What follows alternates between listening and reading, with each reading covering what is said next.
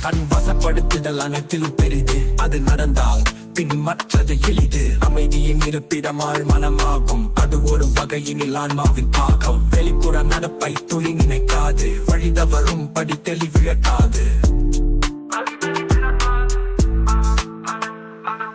பஞ்சபூதங்கள் நம்மிலும் உண்டு. பிரபஞ்ச அளவில் இது சிறு துண்டு. ஜீவராசிகள் இயற்கையின் கொடைதான். அதிலும் ராசியா மானிடர் மெடுத்து. நன்மை தீமை எனும் இருபுணம் உண்டு. நன்மையின் காவல் ஆழ்மன கொண்டு.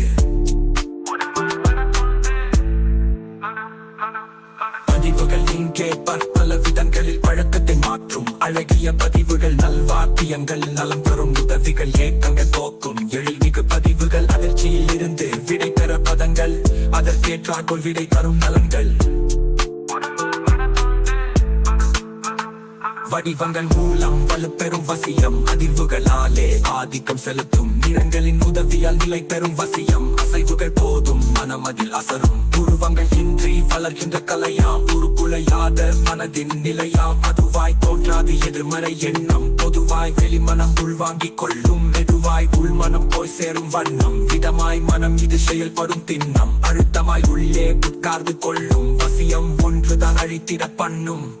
பத்தாம் பசலியாய் இருப்பவர் கூட பக்குவப்படலாம் பயிற்சியை கூட்ட. மேலோர் கீழோர் பேலங்கள் இல்லை. நிதானம் ஒன்றே நிறைக்குடமாதலா. ஒருமை ஒன்றே போதுமே பெருக. பொக்கிஷ கலை இதை கைவசம் பெருக. கருணையும் அன்பும் கட்டாயம் தேவை. கருதுக இதை விட வேறில்லை சேவை. நெஞ்சுரம் நேர்மை இரண்டுமே வேண்டும். நஞ்சும் அமுதென பிறழ்வதை காண்போம். சுயநலம் என்பது மானிடர் வீழ்ச்சி. வசியத்தின் நோக்கம் அனைவரின் மகிழ்ச்சி. உறக்கத்தை உடல் இது சக்தியை சேமிக்கும். எழுந்தவுடன் அதை திண்ணிரென காண்பிக்கும். அறியாதவர்கள் சோம்பலை முடிப்பர். அறிந்தவர் இதனை தவறென உரைப்பர். உச்சந்தலையில் கவனத்தை நிறுத்த. முதுகு தங்கில் சக்தி முறையாய் பாயும். இயற்கையை வெற்றி பெறுவதாய் நினைத்து முட்டி மோதி மண்டையை உடைப்பர்.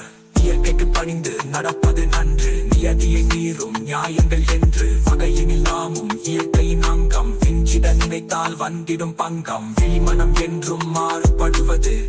ஒருவருக்கொருவர் வேறுபடுவது. அடுத்தவர் வார்த்தையை கேட்டு நடப்பது. அவசரப்பட்டு கெடுத்துக் கொள்வது. உள்மனம் என்றுமே தனித்து நிற்பது. ஒற்றது ஒளிவு மறைவு இல்லை. தனிக்கை அற்றது அற்றது.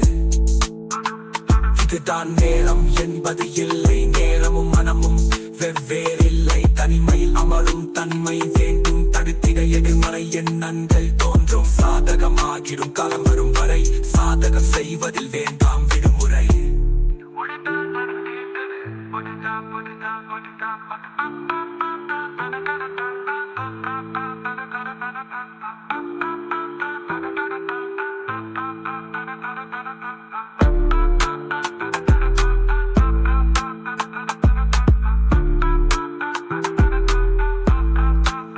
பத்தாம் பசலியாயிருப்பவர் கூட பக்குவப்படலாம் பயிற்சி கூட. எல்லோர் கீழோர் பேதங்கள் இல்லை. நிதானம் ஒன்றே நிறைக்குடமாதலா. ஒருமை தீயும் இரண்டுமே வேண்டும். அதிலும் ராசிய மனதென பிறழ்வதை காண்போம். பத்தாம் பசலியாயிருப்பவர் கூட பக்குவப்படலாம் பயிற்சியை கூட.